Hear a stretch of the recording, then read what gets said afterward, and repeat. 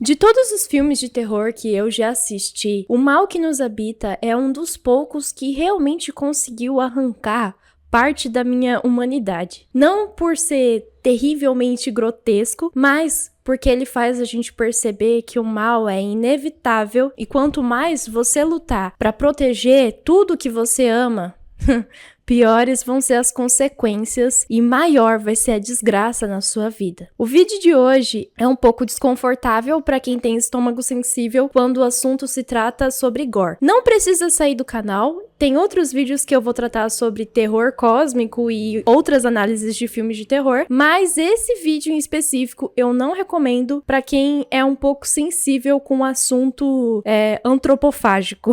Tô rindo, mas é porque, né, vamos suavizar a situação. Enfim, oi, eu sou a Ana, seja muito bem-vindo ao meu canal. Esse é um temático de Halloween, então eu quero que vocês deixem a nota de vocês da minha maquiagem temática. Vocês sabem que em todo outubro, desde o ano passado, pelo menos, desde outubro do ano passado, eu faço maquiagens temáticas pros vídeos. Não temática no sentido de que vai combinar com o assunto do filme, mas temática de Halloween. Então, deixa aí, de 0 a 10, qual nota você dá pra essa make super suculenta? E antes de eu começar a análise e depois relacionar com o universo cósmico de Lovecraft, eu já quero que você deixe o seu like, porque a maioria de vocês que são inscritos e não são inscritos, esquecem de deixar o like já no começo do vídeo. O Mal que Nos Habita é um filme argentino que estreou em 2023, no finalzinho de 2023, e foi uma surpresa pra todo mundo que gosta do gênero de terror, porque era um filme que ninguém tinha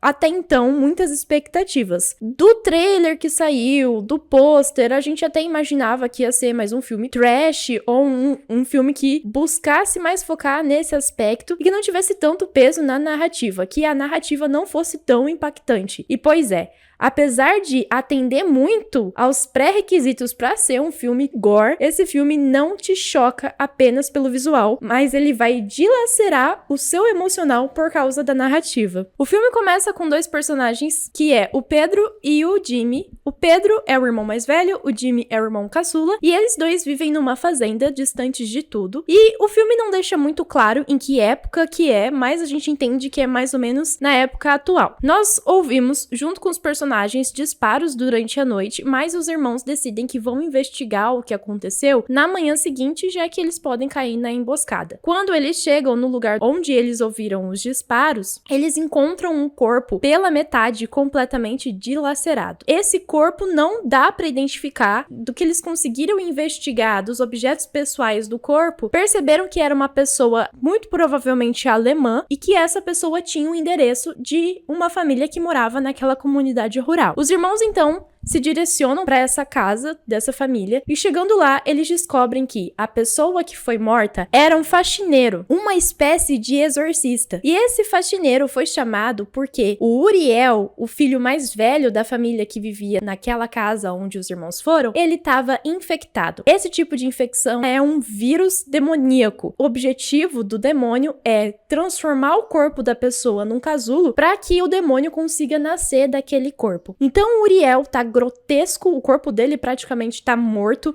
ele tá soltando pus por todas as extremidades, é uma coisa extremamente nojenta, repulsiva, você consegue sentir o cheiro de podridão só de observar o corpo dele, e eu devo elogiar muito a maquiagem, porque é extremamente convincente, excelente e majestosa, de tão asquerosa que é. Os irmãos ficam completamente assustados porque eles nunca tinham visto um infectado antes na vida deles. Então, eles decidem pedir ajuda. Eles pedem ajuda às autoridades e acontece que ninguém leva muito ninguém leva muito Pedro em credibilidade, porque o Pedro tem uma situação de agressão doméstica e a gente não entende muito bem o que aconteceu, as pessoas não revelam. Mas, de qualquer forma, o xerife daquela região, o delegado, diz que não vai ajudar porque o problema não é dele. Então, o Pedro também questiona sobre o prefeito da cidade estar sabendo ou não sobre o infectado naquela região. E o delegado diz que sim, que ele sabe que tem um infectado, mas que só mandou um faxineiro um ano depois de saberem sobre o infectado. Então, é uma situação muito perigosa, porque o filme já mostra que os infectados devem ser exterminados assim que são descobertos. E o Uriel já estava há 1 ano naquela situação. Então, toda a comunidade rural ali estava correndo um risco gigantesco, porque o mal dentro dele estava prestes a sair. Desesperado, o Pedro vai, junto com o Jimmy, até a casa do dono das terras, onde a família mora, e eles pedem ajuda para esse dono e tentam convencer ele de que eles precisam pedir ajuda para as autoridades. Mas o dono decide resolver as coisas por conta própria. Então ele faz um plano extremamente complicado. Existem algumas regras já estabelecidas de como você deve lidar com o infectado desde o início do filme, nesse momento que estão lidando com o Uriel. E tudo que eles fazem a partir de então é completamente o oposto do que é recomendado. Como, por exemplo, você não pode encostar no infectado. Se você encostar nele ou suas roupas encostarem nele, você tem que queimar essas roupas. Você não pode mexer ou tirar do lugar um infectado. Você não pode usar arma de fogo para matar um infectado, porque senão o mal se espalha. Mas enfim, ignorando o que eles já sabiam, os 3 decidem que vão levar o infectado para outro lugar para ser o problema de outra pessoa. Durante esse percurso de levar o infectado, o fazendeiro quase atropela uma criança indo para a escola, o que faz com que a caminhonete balance. E pro azar dos 3, nesse momento o infectado acaba caindo, mas eles só vão descobrir meia hora depois de terem já percorrido pelo menos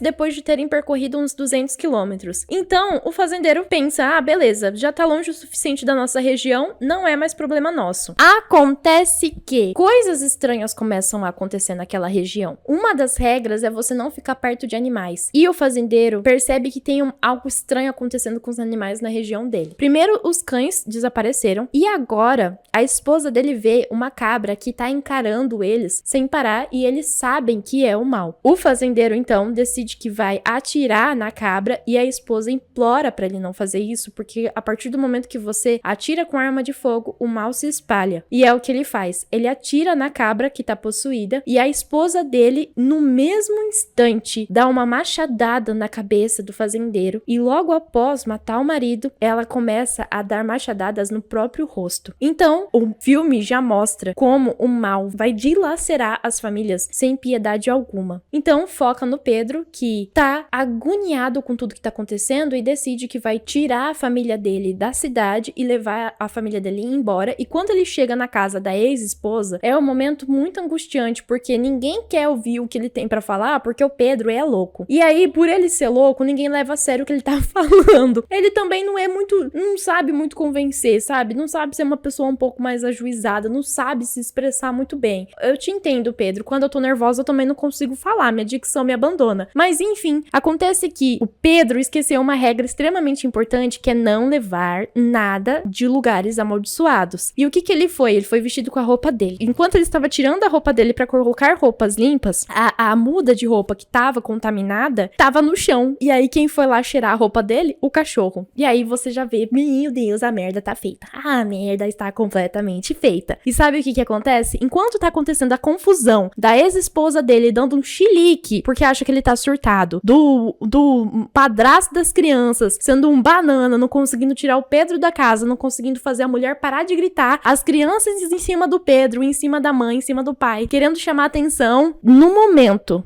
de distração dos adultos, o cachorro ataca a menininha. E essa cena, a primeira vez que eu assisti, eu levei um susto tão grande, eu fiquei tão angustiada, porque sempre quando um filme de terror ataca as crianças, isso me deixa muito mal. É assim, não gosto nada que envolva tortura de criança e tortura de animal. O resto eu até posso assistir tranquila, mas mexeu com criança e com bicho, aí já acabou a amizade. Mas enfim, a criança é atacada e aí vira uma confusão generalizada. O padrasto, o Léo, vai atrás do cachorro e aí ele vai armado e o Pedro tenta convencer ele de não atirar no cachorro, porque isso vai espalhar o mal. Enfim, começa assim uma confusão que você fica angustiado, você não sabe, fica igual o Pedro, você não sabe se vai ajudar o Léo, se volta pra casa pra catar os filhos, mas é isso que o Pedro faz. Ele volta pra casa, pega os filhos dele, o filho mais novo, o Santino, deve ter por volta de uns 8 anos, e o filho mais velho dele, que eu esqueci o nome agora, deve ter por volta de uns 14 anos, que é autista. É importante lembrar desse ponto, porque isso vai ser muito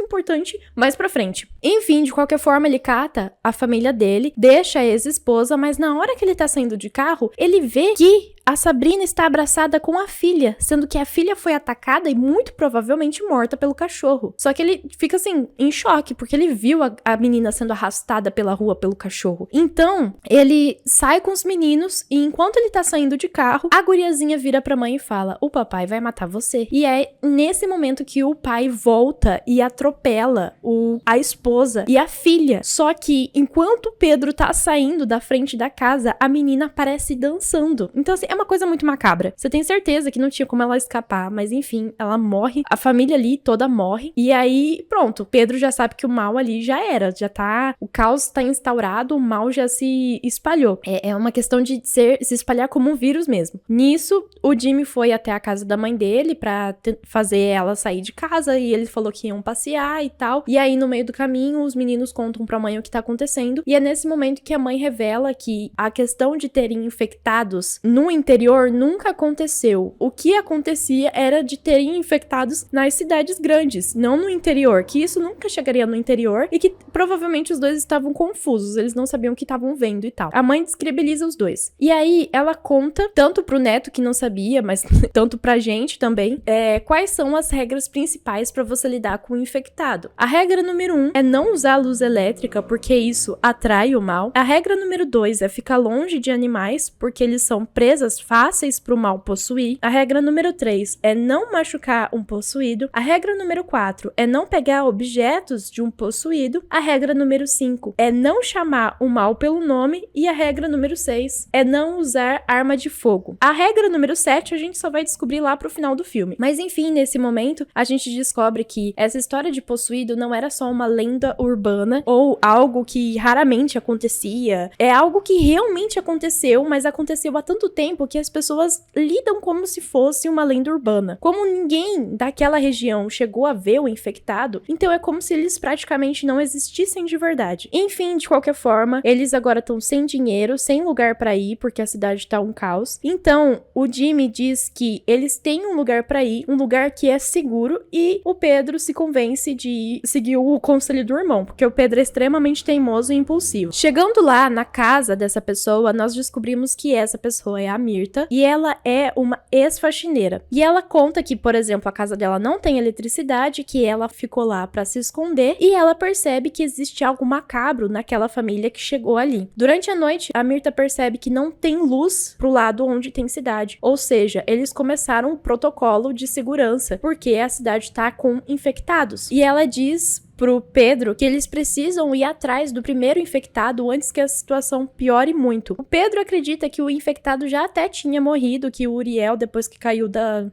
caminhonete, já tinha morrido, mas a verdade é que não, que a criatura dentro dele tá se preparando pra nascer. Então, a Mirta observa o filho mais velho do Pedro e ela descobre que ele também tá infectado, que ele também tá possuído, só que por ele ser autista, é muito mais difícil o demônio conseguir controlar a mente dele, porque a mente dos autistas funciona de uma forma diferente. E nesse meio tempo, enquanto o pessoal tá discutindo sobre como eles vão encontrar o Uriel, o que eles vão fazer, a Sabrina aparece na casa, toda deformada por causa do acidente de carro, e ela está possuída. Ela pega o Santino no colo e ela sequestra o menino. A avó vê a situação, ela acha... Só que como ela tinha tomado remédio pra dormir, ela não consegue fazer nada. O Pedro tenta ir atrás, mas aí a Mirta diz que o mal só pega aquilo, só usa aquilo que você mais tem medo de perder contra você. Ou seja, o Pedro tinha tanto medo de perder os filhos dele que o mal atacou justamente os filhos para que ele ficasse cada vez mais fraco para ser possuído. Então a Mirta diz que eles dois vão juntos encontrar o Uriel e o Jimmy vai atrás da Sabrina. Quando o Jimmy tá dirigindo, enfim, todo mundo vai cada um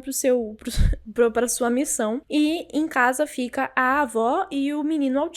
Quando o Jimmy tá na estrada dirigindo atrás da Sabrina, a ex-esposa, ele vê ela ao longe e percebe que ela tá com o filho no colo. Só que conforme ele vai se aproximando, ele percebe que pedaços de carne vão caindo no chão. E aí, quando ele passa por ela, nós temos a infeliz visão da Sabrina devorando o cérebro do próprio filho, enquanto ele tá deitado no colo dela. O Jimmy fica tão revoltado com isso que ele decide de uma vez atropelar mais uma vez a Sabrina pra acabar com ela de vez. Enquanto isso, o Pedro e a Mirtha vão atrás do Uriel e eles conseguem achar o Uriel numa escola, porque o mal gosta das crianças e as crianças protegem o mal. E lá, as crianças realmente estão completamente esquisitas, demoníacas. A maquiagem delas é bem legal. E a Mirtha fala, você não sentiu o hálito delas? Você não sentiu o cheiro que tá vindo dessas crianças? Elas todas estão possuídas. Então, muito provavelmente, essas crianças, além de matarem os próprios pais, também devoraram a cabeça deles. Assim como a Sabrina tava fazendo com o filho dela. Enfim, eles tentam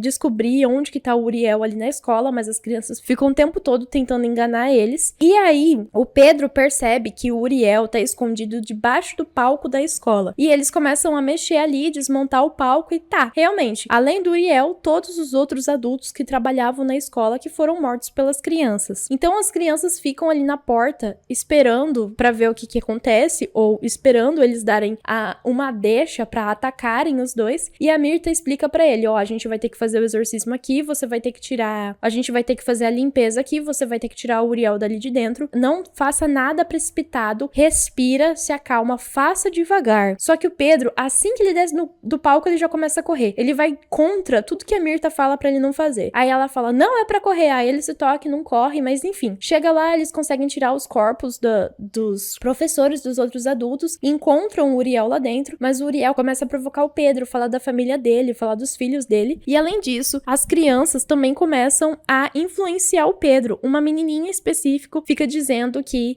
tem um machado no armário do diretor, que ele pode pegar o machado lá na sala pra conseguir abrir o palco. Ela fica dizendo pra eles não irem até o final, porque eles vão ser mortos e tal. E a Mirtha diz pro Uriel, não me deixa sozinha aqui, não me deixa sozinha aqui. E o que o Bendito faz? Vai e escuta a criança que está endemoniada, vai atrás do Bendito do machado e adivinha o que acontece? As crianças matam a Mirtha, o bestão do Pedro fica se sentindo culpado, e como se não piorasse a situação, o Uriel ainda provoca ele mais uma vez, num estado de completa fúria e frustração e impulsividade. Ele vai lá e faz o quê? A regra mais importante, que é não matar um infectado, ele vai lá e mata o infectado. Enfim, todas as regras foram quebradas durante o decorrer desse filme, se você parar bem pra prestar atenção. Objetos amaldiçoados foram levados. O irmão do Pedro pegou a bala, que não pertencia a ele, né, que ele viu lá numa caminhonete enquanto estavam levando o infectado. Ele pegou aquela bala da arma que não era dele, que era do infectado. Eles foram com as roupas infectadas. Eles falaram o nome do mal. A mãe dele ficou falando o nome do mal. Eles ficaram usando luz elétrica o filme todo, praticamente. O tempo todo em contato com luz elétrica. Eles ficaram perto de animais. Eles só não usaram arma de fogo. E ainda tiveram medo de morrer ou medo de perder alguma coisa extremamente importante. Enfim, quebraram todas as regras. Só não usaram arma de fogo, né? O Pedro, pelo menos, não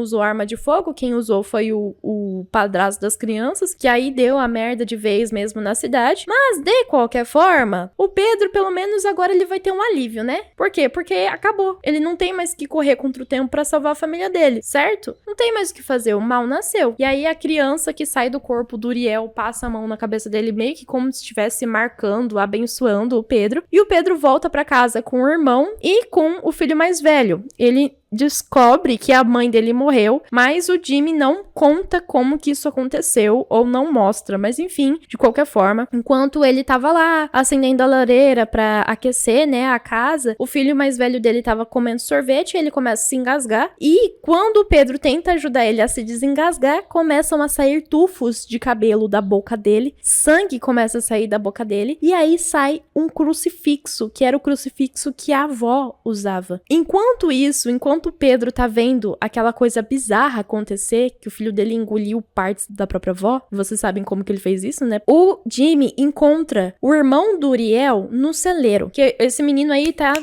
desde o início do filme lá no celeiro, porque a mãe dele desapareceu, e depois que o irmão dele foi levado da casa dele, e aí os dois não estavam confiando no menino, né? Não confiavam no guri, que ele não ia matar os dois, e mandou o guri pro celeiro. O guri confessa que ele foi a pessoa que matou o faxineiro que tava indo pra aquele lugar porque as vozes influenciaram, o mal influenciou ele a matar o faxineiro, e que depois de ter matado o faxineiro e depois dos 3 terem tirado o irmão dele de casa, ele devorou a cabeça da própria mãe e foi pra fazenda onde morava o Pedro e o Jimmy. Ou seja, se o Pedro e o Jimmy tivessem deixado ele entrar, é muito provável que os dois também teriam a cabeça deles devorada. Aí a gente tem o final do filme, que é ambíguo e abre pra várias teorias. A gente vê o Pedro saindo de casa completamente desolado, e enquanto a câmera vai se afastando, a gente percebe que a chaminé tá fumegando, né? Tá saindo bastante fumaça da chaminé, o que algumas pessoas interpretaram que foi o Pedro matando o próprio filho, talvez enfiando ele queimado, enfiando ele na lareira, sei lá, fazendo alguma coisa assim. Outras pessoas acreditam que não seja nada parecido, que ele chora de forma desolada porque ele percebeu que nenhum dos filhos dele, o que ele mais estava tentando proteger, foram imunes ao que aconteceu, que eles foram afetados pelo mal de alguma forma, mas a cena em que ele olha e percebe o crucifixo e o filho dele tá olhando de canto de olho, cara, essa cena aí é muito macabra pra mim, e é o que me faz acreditar que o filho dele realmente ainda estava possuído, tinha consciência do que tinha feito, e o Pedro matou o filho dele porque o filho dele olhou, entendeu? Viu que não era o seu próprio filho ali, viu que era ainda o demônio. E aí acaba o filme, assim, de forma desoladora, te fazendo sentir um bosta, porque você fica o tempo todo acompanhando a história de um homem extremamente impulsivo, que não consegue proteger a família de nada. É um filme que vai acabar com você, porque você se envolve com a história do Pedro, você se envolve com a história dos personagens, você sente empatia pelo pai que tá lutando de forma desesperada pra manter sua família segura, mas que fracassa em tudo que ele tá fazendo. E é por isso que esse é um dos meus filmes favoritos de terror, porque primeiro, ele não tem um final positivo, que tudo acaba bem de forma quase mágica. Não, o mal nasceu, não tem nada de bom que possa surgir a partir disso, e toda desgraça que aconteceu é só um reflexo daquilo que já existia dentro das pessoas, sabe? O Pedro já era impulsivo, já era inconsequente às vezes, já era cabeça quente, e aí lidando com o mal, sendo influenciado pelo mal de forma externa, tudo ficou mais aflorado, então ele se tornou ainda mais impulsivo, ainda mais nervoso, e o mal conseguiu o que queria, que era triunfar. Agora, relacionando essa obra com o terror cósmico, já foi dito pelo próprio diretor, e que inclusive escreveu o roteiro, que ele tem um fascínio por Lovecraft. Ele ama Lovecraft, e que, claro, o filme dele também teriam camadas de terror cósmico. Um dos pontos que eu acho mais interessante, que se relaciona muito bem com o universo cósmico do Lovecraft, o terror cósmico do Lovecraft, é que o Lovecraft, ele nunca coloca o mal como uma punição para as pessoas. O mal, ele apenas existe, ele apenas está lá, ele é indiferente à nossa existência, assim como acontece quando o menino nasce e ele vê o Pedro ali, o Pedro é indiferente para ele, não faz diferença ele estar vivo ou morto. E no filme não existe uma explicação para o surgimento da infecção, ela não é ligada a um pecado específico, ou um ritual mal feito, ou um castigo divino, é simplesmente uma coisa que acontece, que existe e que destrói tudo o que tem pela frente, tudo que vê pela frente, tudo que toca. No filme, é revelado que o primeiro contaminado apareceu na igreja da Mirta, porque a Mirta e o marido dela eram pastores, mas eles eram charlatões, e decidiram se tornar faxineiros para tentar se redimir de todas as vezes que eles fizeram as pessoas acreditarem numa falsa fé. Além disso, nada da igreja funciona. É dito no filme que Deus morreu, que a igreja morreu. Por quê? Porque tudo que as pessoas acreditavam que era uma força divina, espiritual, não conseguia combater o mal que existia ali. E isso é muito Lovecraftiano, porque as criaturas do Lovecraft, elas estão alheias, por exemplo, às religiões humanas, como se as religiões fossem uma mentira, ou nós estivéssemos cultuando deuses que não são fortes o suficiente para combater essas criaturas que, ao nosso ver, são malignas, mas que na verdade, para eles, tanto faz, eles gostam de caos, destruição, e esse é o sentido da existência deles, mas que não faz sentido para eles se preocuparem com a nossa existência.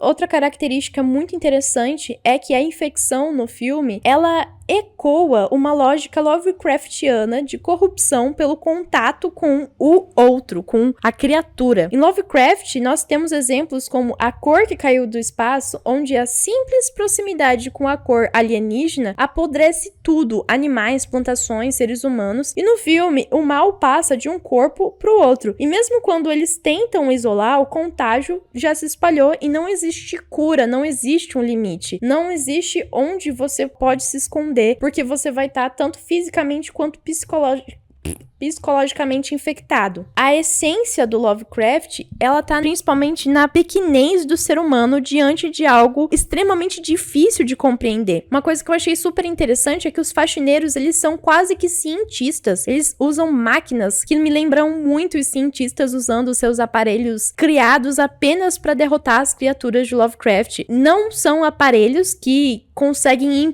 impedir completamente que o mal se infiltre na nossa realidade, mas são aparelhos que os cientistas fazem que conseguem impedir, pelo menos, que aquele mal não consiga penetrar naquele momento. Não conseguem decifrar a origem, não conseguem decifrar como ou quando aquela coisa vai renascer, mas sempre existe um equipamento feito por cientistas que é usado para impedir o mal. Em O Mal que Nos Habita, a polícia, a religião e até a lógica comum fracassam diante da infestação. Ninguém tem uma resposta clara sobre por que isso tá acontecendo. O desprezo dos personagens que tentam lutar contra a propagação só reforça a sua própria insignificância. Então, mesmo que eles estejam desesperados, esse desespero não vai resolver os problemas. Na verdade, só evidencia que eles não conseguem resolver o problema. E por último, eu acho que o aspecto mais Lovecraftiano é a ruína do inevitável.